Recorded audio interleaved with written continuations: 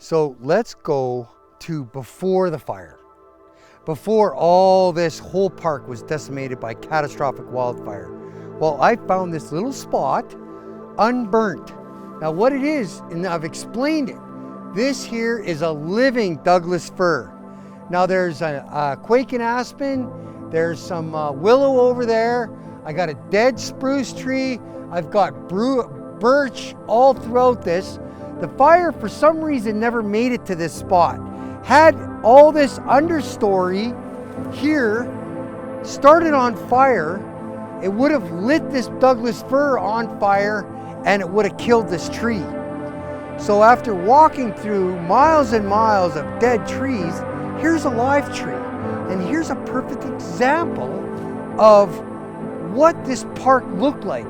Now, had we gone in and cut some of the Saskatoon down, cut that dead spruce out, that dead spruce, maybe reduce these birch, cleaned up some of that willow over there, and just clean this up around this Douglas fir, when that fire rolled in, this Douglas fir would still be alive.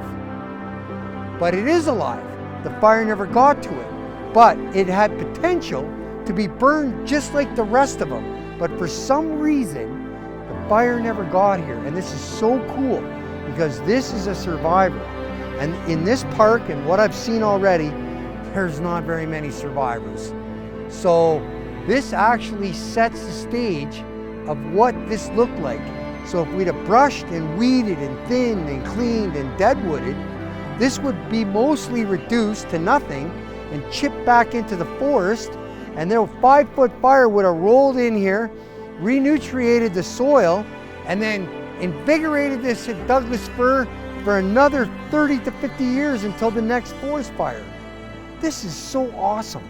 This is being here before the fire.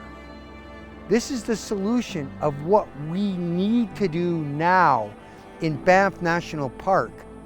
And if we do it and we raise the skirt, clean all the dead, reduce the fuel loads here, these suckers live. And these things live to 500 years old, 600, 700 years old. There's some at parks that are 800 years old in Banff. And they will be reduced to tinder if this is all left unchecked.